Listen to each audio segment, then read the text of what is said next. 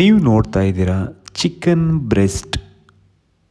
ಅದನ್ನು ಯಾವ ಥರ ಒಂದು ಬೋನ್ನ ರಿಮೂವ್ ಮಾಡಬೇಕು ಅಂತ ಸ್ಟೆಪ್ ಬೈ ತಿಳ್ಕೊತಗೋಣ ಬನ್ನಿ.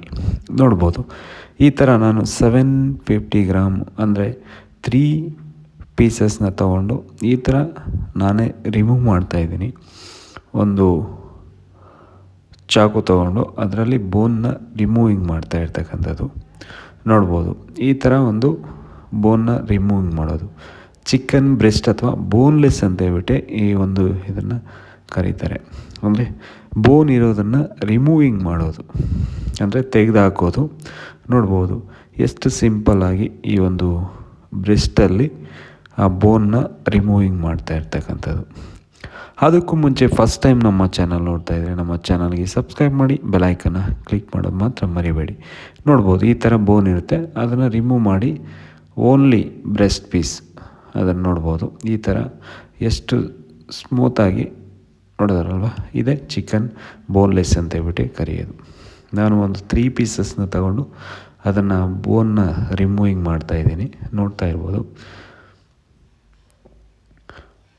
ನೋಡ್ಬೋದು ಈ ಥರ ಒಂದು ಬೋನ್ನ ರಿಮೂವಿಂಗ್ ಮಾಡೋದು ಸಿಂಪಲ್ಲಾಗಿ 2 ಮಿನಿಟ್ಸಲ್ಲಿ ಈ ಥರ ಒಂದು ಬೋನ್ನ ನಾವು ರಿಮೂವಿಂಗ್ ಮಾಡ್ಕೋಬೋದು.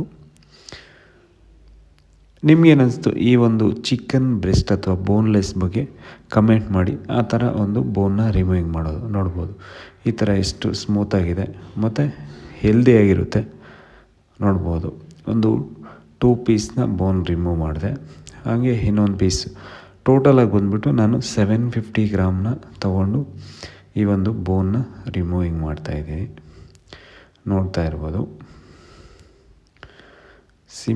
ಸಿಂಪಲ್ಲಾಗಿ ಈ ಒಂದು ಬೋನ್ನ ರಿಮೂವಿಂಗ್ ಮಾಡ್ತಾ ಇರ್ತಕ್ಕಂಥದ್ದು ನೋಡ್ಬೋದಾ.